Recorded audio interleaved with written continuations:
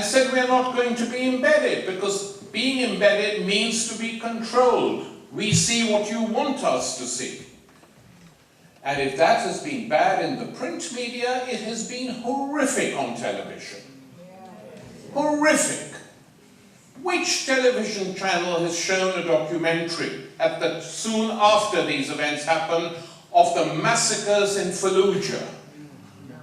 The New York Times actually published an article of interviews with soldiers, American soldiers in Fallujah in Iraq, who, when asked, why are you shooting wounded people, said, it's better to put animals out of their misery. This was not reported on television. So, side by side with the wars, we have had a process where the main media networks have been sealed.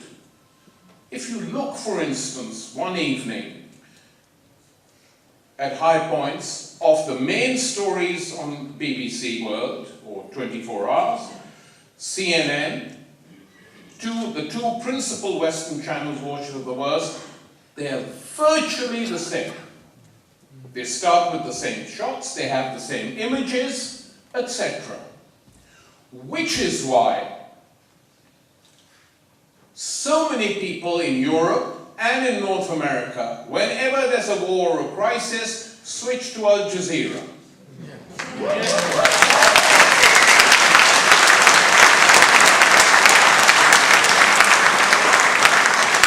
And even before there was English Al Jazeera, I know lots of people in Europe who would switch to the Arabic Al Jazeera, that saying even though we don't understand Arabic, we can see the images.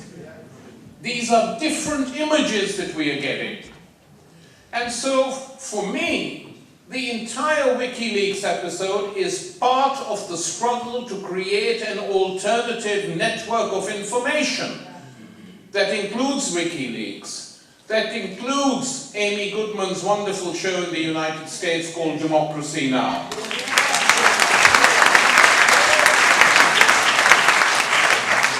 That includes Al Jazeera. That includes alternative networks that you have to struggle to find, but you find them for alternative news. Precisely because of the death of investigative journalism in the mainstream media, print and television and radio, precisely because of that, Wikileaks acquires a huge importance. It's doing the job which mainstream journalists refuse to do.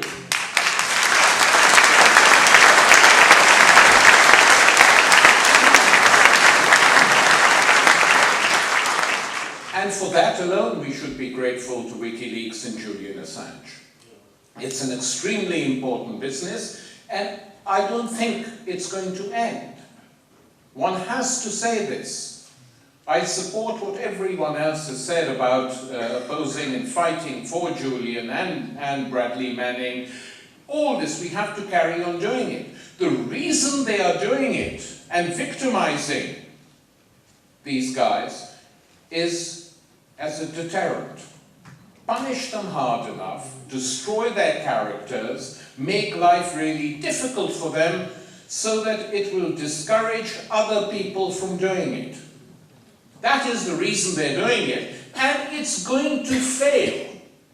And it's going to fail because the technology that is now available means that large numbers of people all over the world can do it. I mean, when the Chinese can hack into the British Foreign Office,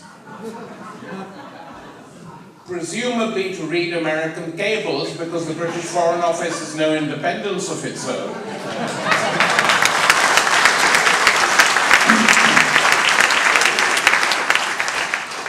And hackers can hack into the Pentagon and see all the war games it's playing. I mean, how can they close this business down? It's going to be extremely difficult.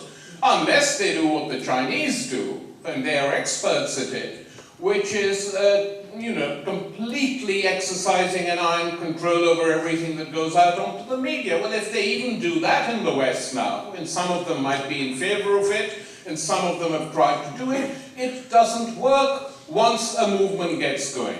This big thing in Egypt, which the Mubarak dictatorship thought of, let's close down phone messaging. Vodafone capitulated immediately. Let's close it down. Let's stop Facebook. Let's stop tweets.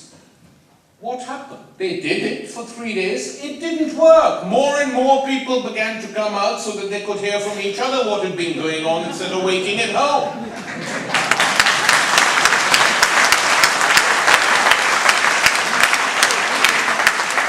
So it's even as a deterrent, it is an extremely foolish thing to do. And we need it. We need brave, courageous people who give us information. Because without the free flow of information, how can you have a meaningful democracy? You know, we have in this country, in the United States, and in virtually all of Western Europe, essentially politics by consensus. It's not just the conservative Lib Dem coalition, it's also the opposition which is a problem. That there is at the moment no real mainstream political opposition in the country.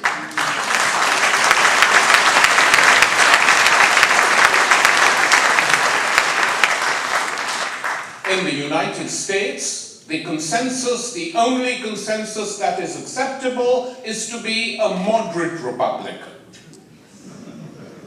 Think about it. Of course, not an extreme Republican, not like Sarah Palin, but a moderate Republican. Like Bush, Clinton, and Obama. Because the message that was sent when one of Hillary Clinton's remarks about Mubarak was not just that he was a good guy. What she said was even more horrific. She said, which is true, Bill and I have known Hosni Mubarak for a long time. He's like family.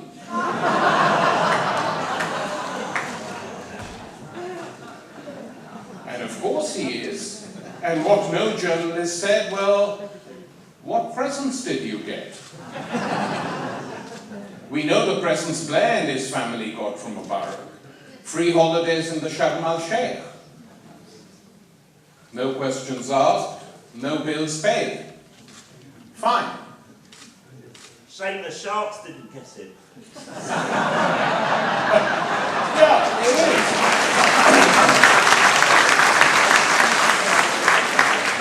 So that is the world in which we live. They protect their own. It doesn't matter what they are, whether they're elected, non-elected, as long as you agree with them and do their bidding, you're fine till there are uprisings. And then these uprisings challenge everything. The entire Egyptian media, by the way, has been attacking these demonstrators day in and day out. Television, print media. No effect. No effect. People ignore it. It's like many people here now simply refuse to believe what they read or see in the media. They don't. They take it, they're very skeptical, especially in times of crisis and of war. That is the importance of Wikileaks. Just one last word about Sweden. Gone are the times when Sweden used to be a model. Gone are the times when the Swedish foreign minister, Olof Palme, used to march with demonstrators outside the US embassy protesting the war in Vietnam.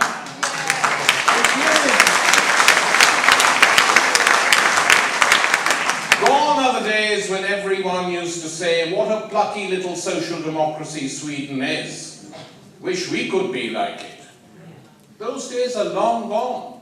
Scandinavia now is part of the global system of American hegemony, as is the entire European Union. This is why they constantly unite with each other, defend each other, why the medias in each of these countries are very similar, why they have the same economic policies, why they have the same political priorities, why they blindly follow American wars. Maybe we won't support the war in Iraq, but after Iraq is occupied, that's different. Now we can support it. German and French oil companies in there. So that is the world in which we live. And this is the world in which citizens, Jemima in a sense was right. She's not on the left or the right. There are many, many other people like her. And they speak up because they see there is no real opposition. And it's for that that we defend Julian Assange. It's not a personal thing. It's for what he has done politically and the organization he has built, which has made it easier for large numbers of people not to engage in daily politics to see the truth. And for that, we thank you, Julian, and for that we will defend you and WikiLeaks till the end.